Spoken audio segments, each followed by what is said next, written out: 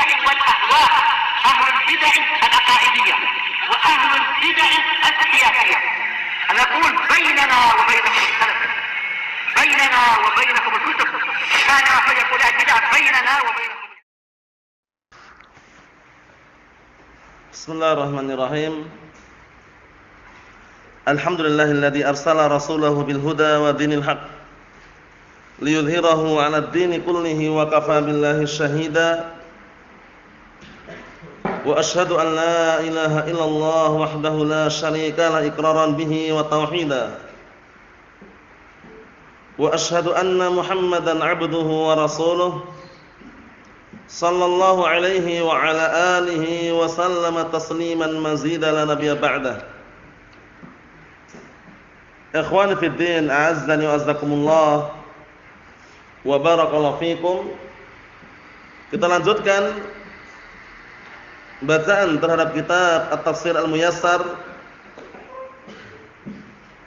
yang mana sekarang kita akan masuk ke penafsiran perkataan Allah Subhanahu wa taala, ayat yang ke-107 dari surat Al-An'am juz yang ke-7,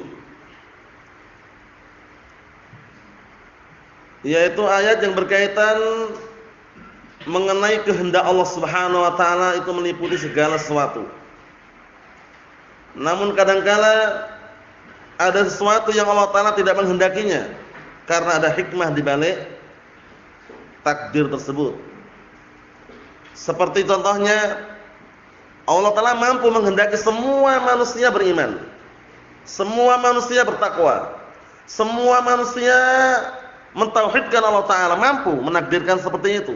Tapi Allah Ta'ala tidak menakdirkan demikian karena ada hikmah di balik itu semuanya.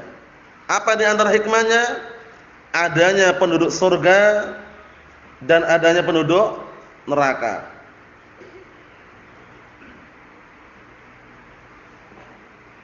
Adanya penduduk surga dan adanya penduduk neraka itu merupakan hikmah yang sangat besar. Oleh karena itu ada yang beriman, ada yang tidak beriman. Yang beriman menjadi penduduk surga, yang tidak beriman menjadi penduduk neraka.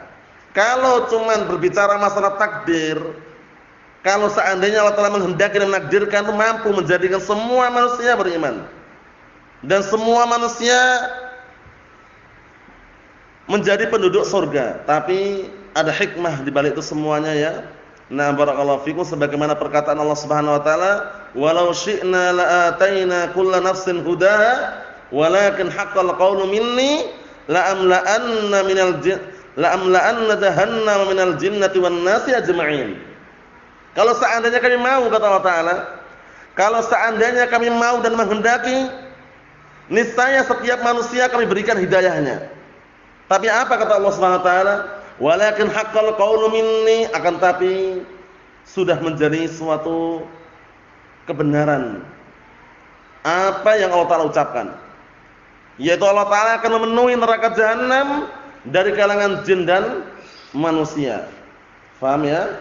Allah Ta'ala akan memenuhi neraka jahanam dari kalangan jin dan manusia. Kita lihat ayatnya. Qala Allah Ta'ala menyatakan, "Walau sya'allahu ma asyraku wa ma ja'alnaka 'alaihim hafidha wa ma anta 'alaihim biwakil."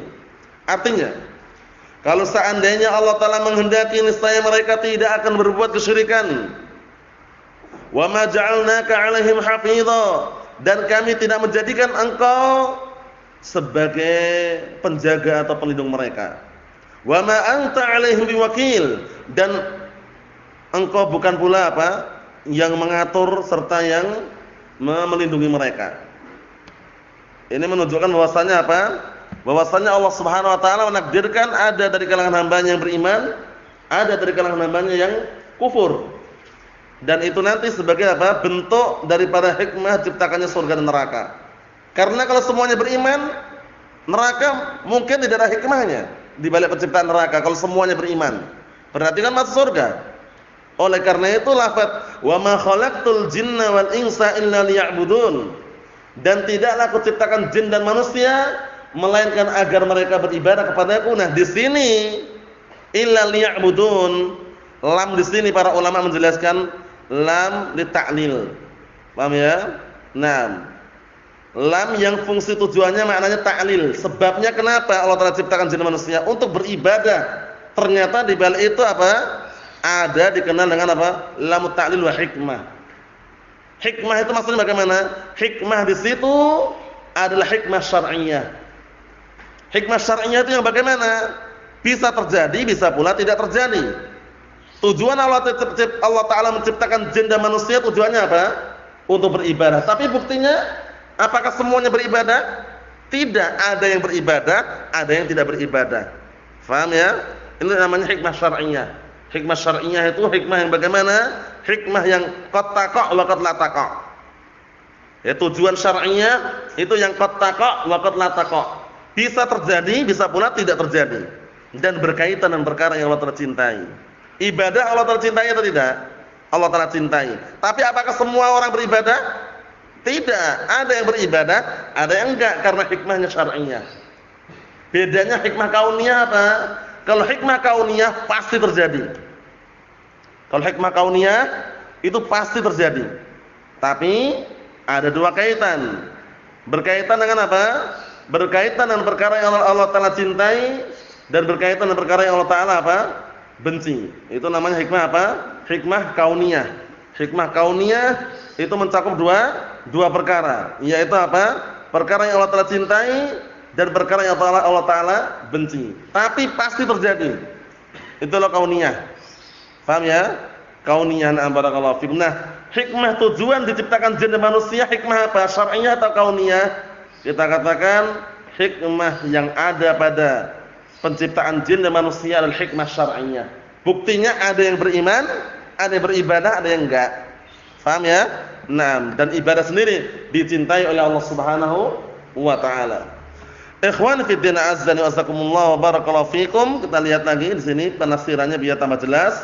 Qala al-mufassirun sabahumullah walau syaa Allah taala alla yusyrik haula'il musyrikun lama asyraku. Kalau seandainya Allah telah menghendaki mereka orang-orang musyrikin tidak berbuat kesyirikan, niscaya mereka tidak akan berbuat kesyirikan. Ini kalau Allah telah menghendaki ya. Jadi kalau Allah telah menghendaki mereka tidak berbuat kesyirikan, pasti tidak akan berbuat syirik. Lakinnahu ta'ala alimun bima sayakun min su'i ikhtiyarihim. Tapi perhatikan baik-baik ini, akan tetapi Allah Ta'ala mengetahui apa yang akan terjadi. Berupa apa? Jeleknya pilihan mereka. Wattiba'ihim ahwa'ahum munharifat. Dan juga jeleknya apa? Perbuatan mereka mengikuti hawa nafsu yang melenceng. Jadi kalau dikasih takdir seperti itu, mereka pasti akan milih yang melenceng dan juga jelek. Nah, pilihan mereka. Oleh karena itu Allah Ta'ala takdirkan tetap ada yang beriman, ada yang tidak beriman. Karena apa? Suatu tujuan yang sudah kami sebutkan tadi itu, adanya surga dan neraka. Kita lihat lagi. Wa ma ja'alnaka ayyuhar rasul, dan kami tidak menjadikan engkau wahai rasul alaihim raqiban tahfadhu alaihim a'malahum, dan aku tidak menjadikan engkau wahai rasul untuk mengawasi mereka dan menjaga amalan-amalan mereka. Jadi itu urusannya Allah Ta'ala. Paham ya? Innallaha kana 'alaikum raqiba. Sesungguhnya Allah Ta'ala adalah zat yang mengawasi kalian. Jadi yang mengawasi kita, yang mengawasi amalan kita adalah Allah Subhanahu wa Ta'ala. Rasul aja tidak dikasih kemampuan. Wa ma anta biqayyimin 'alaihim tadabbur masalihim. Dan kamu dan engkau juga bukan orang yang ditugaskan untuk mengatur kepentingan-kepentingan mereka. Kepentingan hamba, kepentingan manusia, semuanya pengaturannya di tangan siapa? Di tangan Allah Subhanahu wa Ta'ala. Manusia hanya ditugaskan untuk menyampaikan syariat yang Allah Ta'ala bebankan kepada hamba tersebut. Faham ya? Perkara nanti nerima syariat tersebut atau tidak, itu kaitannya dengan hidayah yang Allah Ta'ala berikan kepada hamba tersebut. Kita lihat ayat yang berikutnya. Qala Allah Ta'ala mengatakan wala tasubbul ladzina yad'una min dunillah fayasubbullaha 'adwan bighairi 'ilm. Kadzalika zayyana Likulli ummatin 'amalahum, tsumma ila rabbihim marji'uhum fayunabbi'uhum bima kanu ya'malun. Perhatikan ayatnya itu. Ayat yang ke-108 ini menjelaskan kepada kita bahwasanya di sana ada kaidah fikih yang perlu diperhatikan. Yaitu apa? Dar'ul mafasid muqaddamun 'alal jalbil masalih. Paham ya? Meninggalkan kerusakan itu lebih dahulukan daripada meraih kebaikan. Contohnya apa? Orang-orang kafir nyembah berhala, itu kerusakan atau tidak? Kerusakan. Tapi kalau kita ingkari, kalau kita teriak-teriak berhala kalian itu jelek, berhala kalian itu enggak bermanfaat, kalian semua kafir. Kemudian mereka malah justru mencaci maki Allah Ta'ala, menghina Allah, menghina Rasulnya. Itu di situ nanti kita diperintahkan untuk menahan. Jangan sampai mengingkari suatu kemungkaran menimbulkan kemungkaran yang lebih besar. Apa kemungkaran yang lebih besar? Allah Ta'ala dicaci maki, Rasulullah dihina. Sebabnya apa? Sebabnya karena kaum mukminin menghina sesembahan orang kafir. Paham belum? Di situ bagaimana kalau di situ? Kalau dalam kondisi seperti itu ada suatu kemungkaran, jangan pernah antum ingkari dengan suatu kemungkaran yang semisalnya, atau mengingkari dengan menimbulkan kemungkaran yang lebih besar. Kalau kondisi seperti itu, menahan. Contohnya, antum mengingkari suatu pencurian dengan cara apa? Dengan cara orangnya dihajar misalkan, dibunuh misalkan. Jadi mengingkari kemungkaran dengan suatu kemungkaran itu enggak boleh. Faham ya? Terus bagaimana caranya? Tangkap, serahkan pihak yang berwajib, selesai. Paham ya? Nah, tapi kalau mengingkari suatu kemungkaran dengan suatu kemungkaran juga yang semisalnya, haram, enggak boleh. Paham ya? Contohnya antum mau mengkritik, mau nasihati orang yang menampilkan gambar makhluk bernyawa di medsos misalkan. Antum jangan kirim ulang gambarnya. Paham ya? Caranya apa? Gambar tadi dihapus, cukup dinasihati. Haram ya akhi, selesai. Karena kalau antum mengingkari kemungkaran dengan dikirim ulang, menimbulkan kemungkaran yang lain, yaitu sama-sama menampilkan gitu loh. Paham ya? Itu dibahas para ulama mengenai apa? Mengenai mengingkari kemungkaran jangan pernah dengan kemungkaran yang semisalnya atau justru menimbulkan kemungkaran besar. Contohnya, di kampung antum sendirian, kemudian hampir semua penduduk kampung itu berjudi mereka. Berjudi, minum khamr, mabuk-mabukan. Nah, kemungkaran bukan itu. Kemungkaran antum terjun langsung. Taqillah ya akhi, haram. Khamr ini haram, judi haram. Enggak boleh, Pak. Haram, Pak. Kemudian akhirnya mereka berdiri ngamuk, antum dihajar. Paham ya? Dibunuh. Berarti menimbulkan kemungkaran yang besar. Paham ya? Nah, yaitu apa? Hilangnya nyawa orang yang mengingkari tadi itu. Di situ kondisinya diterapkan tadi darul mafasid muqaddamun ala jalbil masalih. Meninggalkan kerusakan lebih didahulukan daripada meraih barakallahu fikum kebaikan. Syekhul Islam suatu ketika pernah berjalan dengan temannya melewati sekelompok orang, waktu itu pasukan Tatar. Paham ya? Nah, tahu sendiri pasukan Tatar ngeri mereka. Ngamuk luar biasa. Nah, suatu ketika mereka melakukan kemungkaran. Paham ya? Syekhul Islam lewat dalam kondisi membiarkan. Temannya tanya, "Ya Syekh, ini kan kemungkaran, kenapa engkau lewat diam aja enggak mengingkarinya?" Ternyata apa?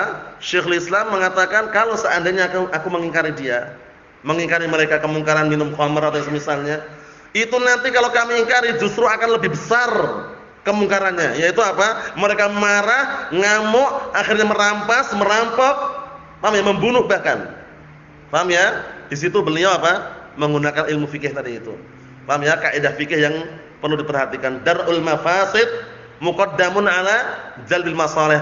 Kadangkala kaidah ini diterapkan. Meninggalkan kerusakan itu lebih didahulukan daripada meraih apa? Suatu kebaikan. Kapan itu? Kalau kerusakan tersebut manakala diingkari akan menimbulkan kerusakan atau kemungkaran lebih besar. Paham ya? Nah, seperti itu. Jadi ketika ingkar mungkar harus lihat dulu kondisinya. Ingkar mungkar itu kan ada 3 cara. Mampu dengan tangan, kalau enggak mampu dengan lisan, kalau enggak mampu dengan apa? Hati. Kan itu. Jangan langsung pokoknya dengan tangan pokoknya. Kita rakyat sipil enggak punya kekuatan. Paham ya? Mengingkari kemungkaran misalkan satu kampung semuanya kebanyakannya penjudi, kebanyakannya minum khamr misalkan, antum sendirian mengingkari, Di situ nanti menimbulkan apa? Madharah. Menimbulkan kerusakan bahaya yang besar. Itu ditinggalkan. Paham ya? Nah, barakallahu fikum. Nah, ini nanti ayatnya yang kita baca ini sama. Apa ayatnya? Artinya, sudah kita baca ayatnya tadi ya.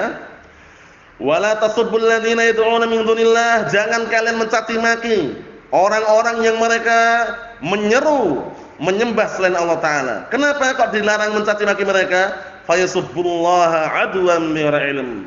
Karena mereka akan mencaci maki Allah dengan sebab permusuhan tanpa ilmu tadi itu. Paham ya? Itu sebabnya dilarang. Kenapa? Karena kalau orang-orang mukmin mencaci maki mereka, berhala kalian itu cuma patung, batu, jelek. Nah, itu semuanya enggak bermanfaat misalkan. Kalau orang-orang mukmin mencaci maki sembahan mereka, mereka nanti akan balik mencaci maki Allah taala gitu loh. Lah kalau Allah taala dicaci maki, Rasulullah dihina, kemungkaran bukan? Kemungkaran menimbulkan kemungkaran yang besar. Paham ya? Ini ayatnya. Dipakai dalil para ulama, dimasukkan dalam apa? Dalam kaidah apa? Kaidah fikih. Nah, barakallahu fikum. Jangan kalian mencaci maki sesembahan atau orang-orang yang menyembah selain Allah karena mereka akan mencaci maki Allah taala. Kadzalika zayyana likulli ummatin amalahum. Demikianlah kami hias-hiasi setiap umat menganggap amalan mereka itu bagus. Ini hias-hiasi maksudnya adalah ujian. Summa ila rabbihim, kemudian hanya kepada Rabb mereka marji'uhum, tempat kembali mereka. Fayunabbi'uhum bima kanu ya'malun, kemudian mereka akan dikabarkan dengan perbuatan-perbuatan yang dulu mereka kerjakan di dunia. Kita lihat tafsirannya. Qala al-mufassirun asabahumullah. Simak baik-baik tafsirannya. Wala tasubbu ayyuhal muslimun al-awsan allati ya'buduhal musyrikun saddan lid-dari'ah. Ini penting ini. Wahai orang-orang muslimin, jangan kalian mencaci maki berhala-berhala yang disembah oleh orang-orang musyrikun. Saddan lid-dari'ah. Apa? Saddan lid-dari'ah apa artinya? Dalam rangka untuk menutup apa? Menutup celah-celah. Celah-celah apa? Menutup pintu. Pintu apa? Pintu kemungkaran, ditutup. Apa kemungkarannya? Akhirnya mereka mencaci maki Allah gitu loh. Itu kemungkaran bukan? Kemungkaran. Makanya dilarang kita mencaci maki sesembahan orang kafir. Dikhawatirkan mereka nanti mencaci maki Allah dan bahkan Rasulnya. Paham ya? Nah, barakallahu fikum seperti itu. Kita lihat. Hatta la yatasabbab dzalika fi sabbihimillah jahlan wa i'tida'an bighairi ilmin. Tujuannya kenapa kok dilarang mencaci maki sesembahan mereka, berhala mereka? Sebabnya apa tadi? Untuk menutup pintu. Pintu fitnah ditutup. Paham ya? Nah, apa pintu fitnahnya? Fitnahnya apa fitnahnya? Fitnahnya akan menimbulkan kerusakan, kemungkaran besar, yaitu mereka mencaci maki Allah dan Rasulnya. Ya, hatta la yatasabbab dzalik fi sabbihimillah jahlan wa i'tida'an bighairi ilmin. Sampai agar apa? Agar perbuatan tersebut tidak menjadi sebab tidak menjadi sebab perbuatan mereka mencaci maki Allah dan Rasulnya dalam keadaan apa? Bodoh dan juga dalam keadaan zalim tanpa didasari ilmu. Ini sebabnya. Jadi di sini dilarang. Nah, barakallahu fikum, di sini dilarang mencaci maki sembahan orang kafir karena dalam rangka apa? Menutup pintu fitnah. Biar tertutup rapat, tidak menimbulkan fitnah yang lebih besar. Ingat-ingat kaidah tadi ya. Kaidahnya, nah barakallahu fikum, na'am la yajuzu ingkarul munkar ma'abud, na'am barakallahu fikum, au bil munkar pertama. Tidak boleh mengingkar suatu kemungkaran dengan kemungkaran juga. Paham ya? Nah, yang kedua, la yajuzu ingkarul munkar ma'wujudi al-munkar a'zam. Paham ya? Tidak boleh mengingkari suatu kemungkaran bersamaan adanya kemungkaran yang lebih besar. Paham ya?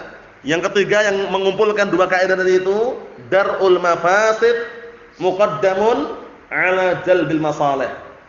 Meninggalkan kerusakan didahulukan daripada meraih kebaikan. Paham belum? Satu kampung kalau mereka semuanya berhenti mabuk, berhenti judi, baik atau enggak? Baik, bagus. Tapi kalau antum sendirian mengingkari, justru antum nanti dibunuh, keluarga nanti mungkin dicaci maki, dihina, kemudian apa? Enggak bisa dakwah lagi. Rusak.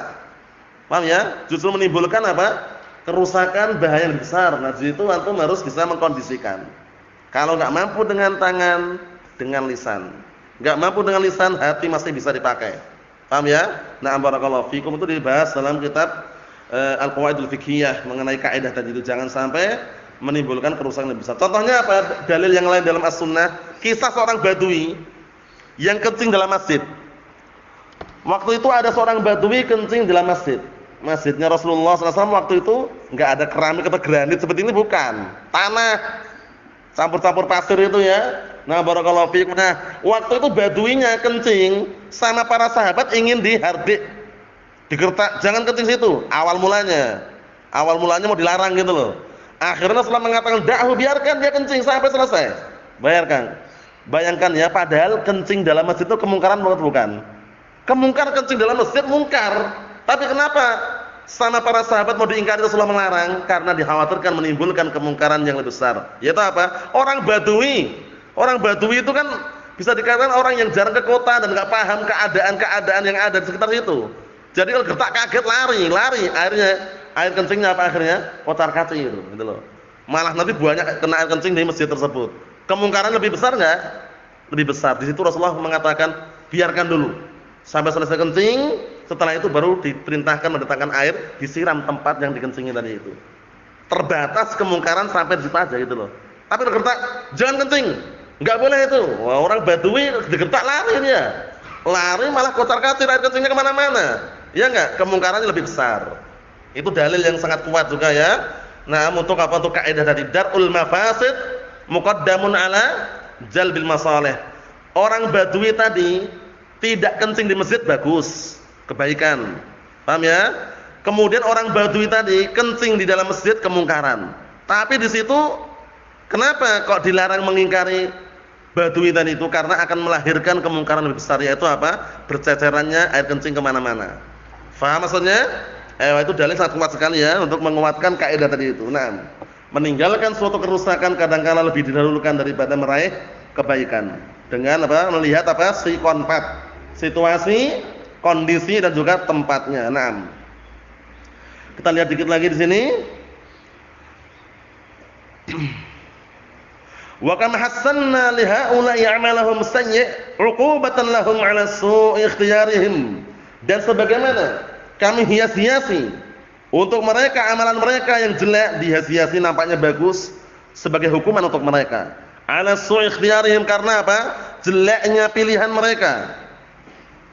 Hassanna likulli ummatin a'malahum. Setiap umat kami tampakkan di hadapannya itu amalan mereka bagus. Ini ujian.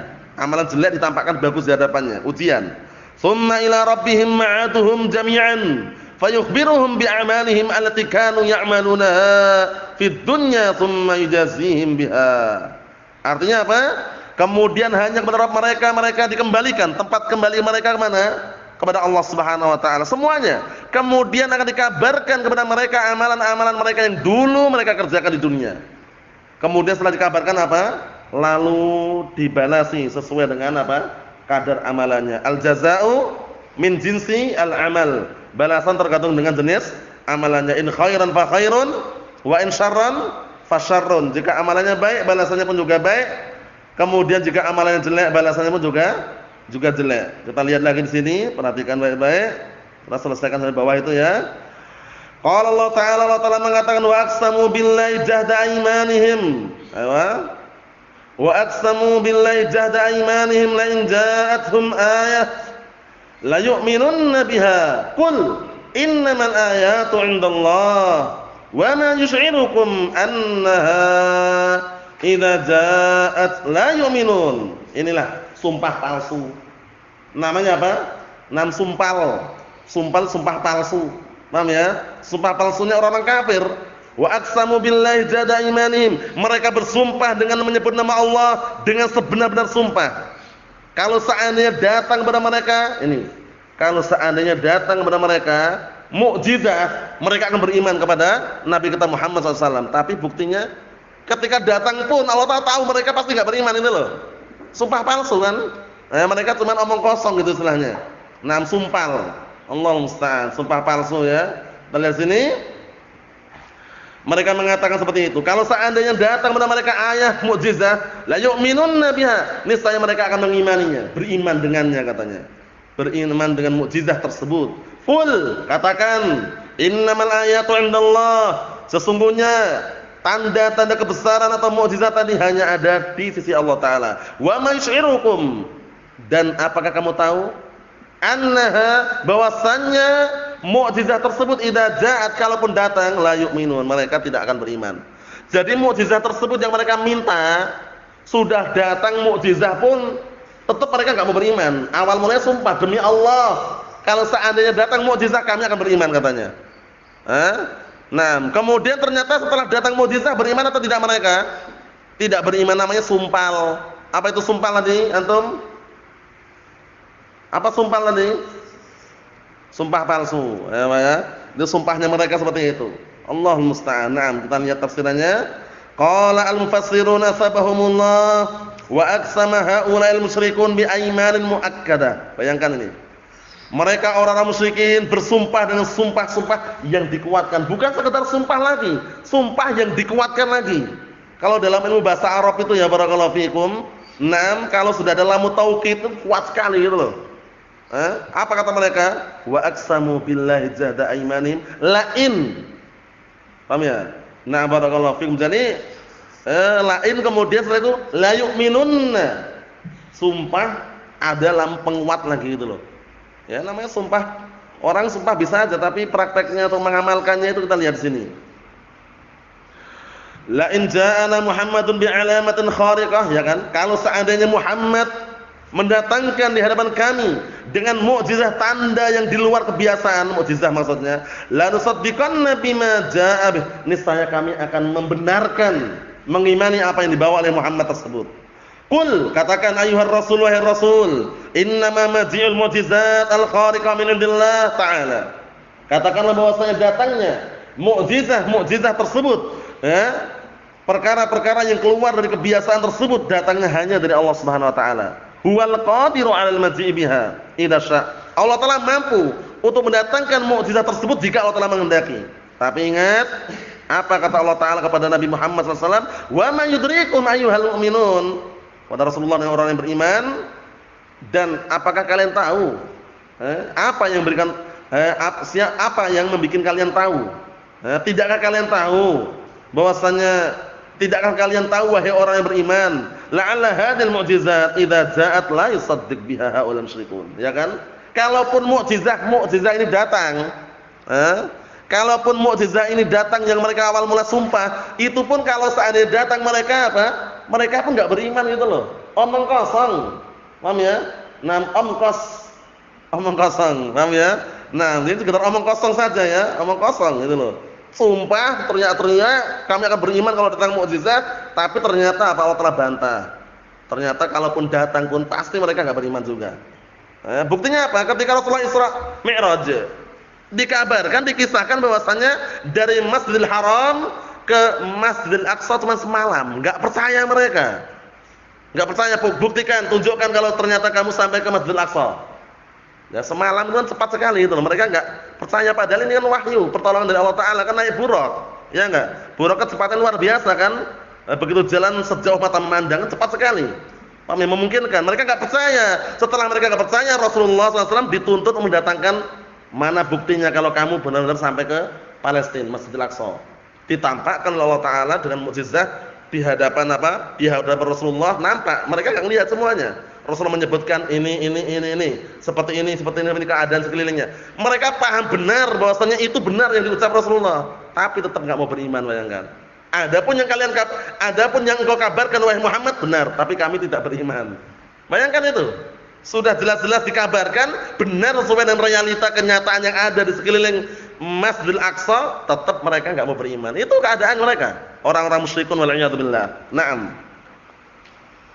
Ayo kita ambil terakhir 110.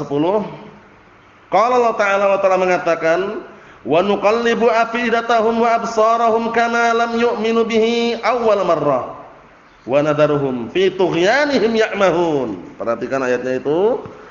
Dan kami balik hati-hati mereka, pandangan-pandangan mereka, Seperti halnya mereka tidak beriman di awal permulaan, bayangkan. Nah, ini karena sebab apa? Sebab ulah mereka sendiri.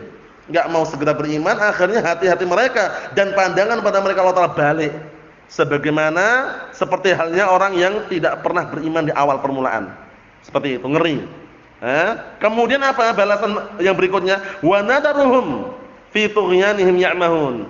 Dan kami tinggalkan mereka kami tinggalkan dalam keadaan bimbang ragu di dalam kesesatan. Allahul musta'an. Qala al-mufassirun asbahumullah, simak baik-baik tafsirannya itu. Wa nuqallibu afidatahum wa absarahum, dan kami balik hati-hati mereka dan pandangan-pandangan mereka.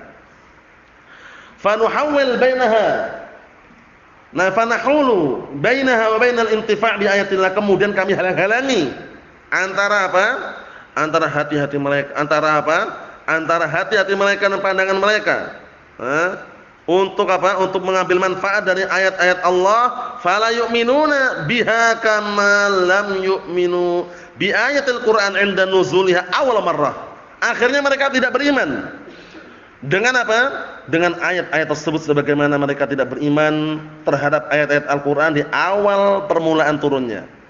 Wa natrukuhum fi tamarrutihim 'ala Allahi mutahayyirin. Perhatikan itu artinya, dan kemudian kami tinggalkan mereka di dalam kesesatan mereka. Di dalam perbuatan pembangkangan mereka kami tinggalkan mereka. Dalam keadaan bagaimana? Dalam keadaan bimbang dan ragu. Paham ya? Di dalam kesesatan Allah tinggalkan, biarkan mereka. La yahtaduna ilal haqqi was-shawab. Ini akibatnya. Yang mereka tidak mendapatkan petunjuk kepada kebenaran dan juga al-haq. Karena apa? Karena perbuatan mereka sendiri. Sumpahnya sumpah palsu, bohong. Akhirnya Allah Ta'ala benar-benar apa? Balik hati-hati mereka dan pandangan-pandangan mereka, sehingga mereka pun tidak beriman terhadap ayat-ayat Allah Subhanahu wa taala, seperti halnya orang yang tidak pernah beriman sama sekali ketika awal turun ayat-ayat tersebut. Wal iyad billah. Nasallahu as-salamata wal afiyah. Subhanakallahumma bihamdik asyhadu an la ilaha illa anta astaghfiruka wa atubu ilaik. Walhamdulillahirabbil alamin.